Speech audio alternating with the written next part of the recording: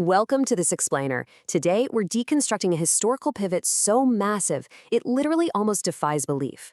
We're going to look at how Japan completely transformed from a decentralized, isolated feudal shogunate into an industrialized, modern superpower, and they pulled the whole thing off in just one single generation. It is an absolute masterclass in political and social engineering.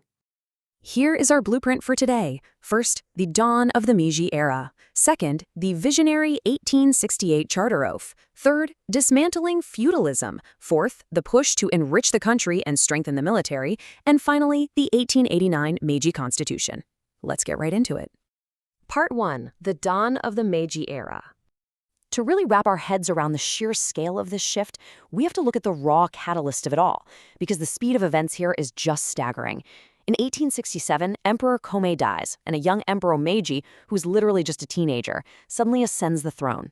Fast forward to January 1868, and after warriors from the Satsuma and Chosho domains defeated the Tokugawa shogunate forces, absolute political power is officially restored to the imperial house. And to really cement this new era, the young emperor packs up and relocates the capital from Kyoto all the way to Edo, renaming it Tokyo. Just like that, this teenager is thrust into the center of a rapidly changing nation, one that had just ended hundreds of years of military dictatorship. To truly grasp the whiplash-inducing contrast of this era, just think about the emperor's own physical journey. Early in his reign, Emperor Meiji traveled the country in a traditional palanquin, which is essentially just a cramped wooden box carried by men. Talk about painfully uncomfortable, right? Though supposedly he never complained. But within that very same reign, he goes from riding in a wooden box to inspecting his booming empire via modern locomotives. He was actually the first Japanese emperor to ever glimpse the Pacific Ocean or lay eyes on Mount Fuji. Things were moving at absolute breakneck speed. All right, part 2, the 1868 Charter Oath. So, with power secured, the new regime had a massive PR problem.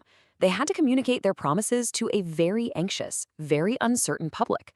People were terrified, wondering what exactly does this new government want? Issued in April 1868 in the name of the 15-year-old emperor, the Charter Oath was drafted by a group of young, reform-minded samurai, mostly from southwestern Japan. In just 5 short articles, this incredible document laid out the progressive goals of the new centralized government, desperately trying to calm a society completely reeling from the collapse of the old order. Now, the absolute game changer is this specific line: knowledge shall be sought throughout the world. Think about that. For over 2 centuries, Japan had been famously stubbornly isolated under the Tokugawa regime. This single sentence radically flipped the script. It officially opened Japan up to Western ideas, imported production methods, and modern technology. And notice the phrasing: they weren't just passively accepting outside influence, they were commanded to aggressively seek it out to build a stronger state. But it went way beyond just opening borders. The oath acted as this wild, new foundation for egalitarianism in law. It promised that deliberative assemblies would be established and that all classes, high and low, shall unite.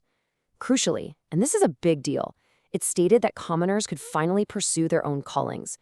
The goal here was to deliberately smash the old, rigid, hierarchical class systems of the past, which the document straight up referred to as evil customs. They were laying the groundwork for a massive, unprecedented social upheaval. Moving on to part 3, dismantling the feudal system. Now, making progressive promises on paper is one thing, right? But the messy reality of actually dismantling an entrenched world order, that is a whole different beast. It brings us to one of history's greatest paradoxes. Why on earth would the heavily armed, ultra-privileged warrior class, the samurai, willingly engineer the destruction of their very own feudal dominance? I mean, in Europe, ending feudalism took centuries of bitter, bloody struggle. Yet in Japan, this massive regime collapse was surprisingly peaceful. So how exactly did they pull that off? Well, it all started with geography and administration. In 1871, the Meiji government enacted a policy called Heihan check-in, basically swooping in and seizing feudal lands to centralize their authority. They completely abolished the autonomous domains, the Han ruled by local daimyo lords, and replaced them with federally controlled urban and rural prefectures, known as Fu and Ken. So that decentralized multi-domain alliance that had just overthrown the shogun? Yeah, they were now being forcibly woven into a single, tightly controlled nation-state. And what about the samurai themselves? The crazy part is, they weren't simply defeated. The younger, reformist samurai actually saw the writing on the wall.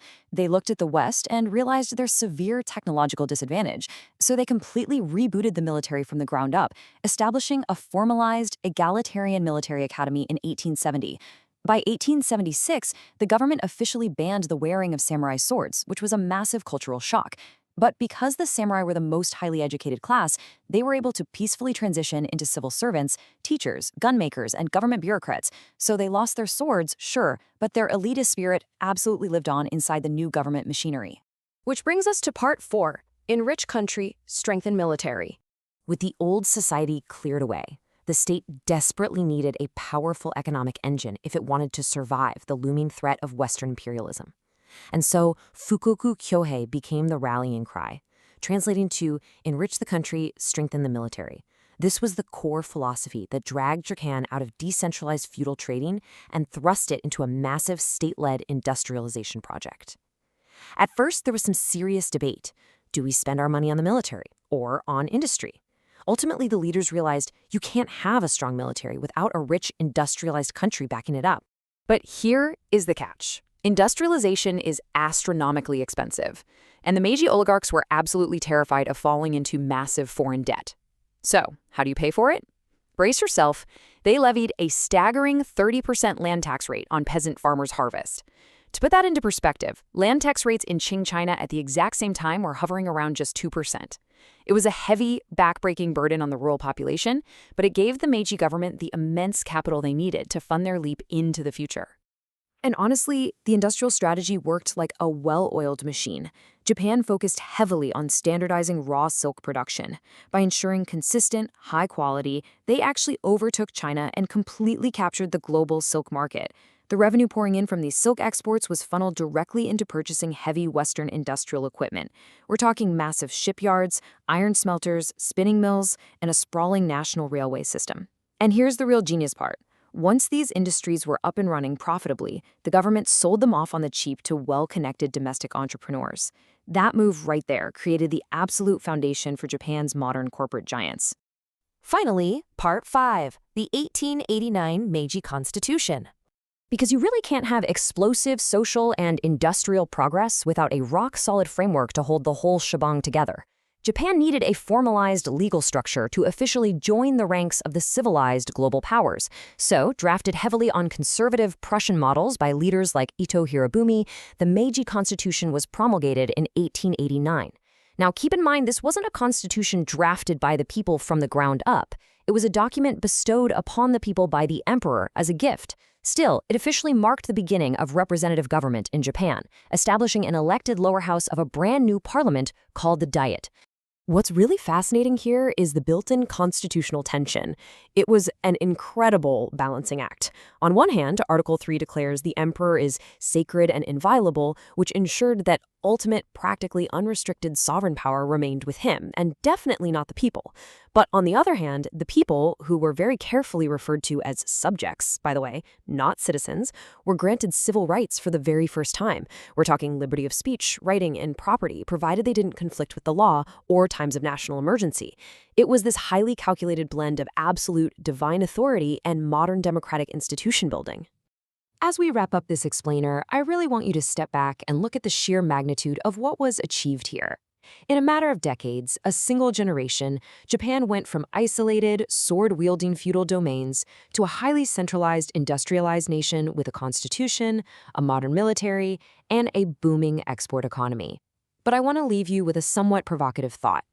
What happens when a nation successfully weaponizes this specific blueprint, in which the country strengthens the military to catch up with Western imperial powers? What happens next when that incredible concentrated momentum has absolutely nowhere left to go but outward? Because the very blueprint that saved Japan in the 19th century would ultimately set the stage for the massive global conflicts of the 20th. Thanks for joining me on this deep dive.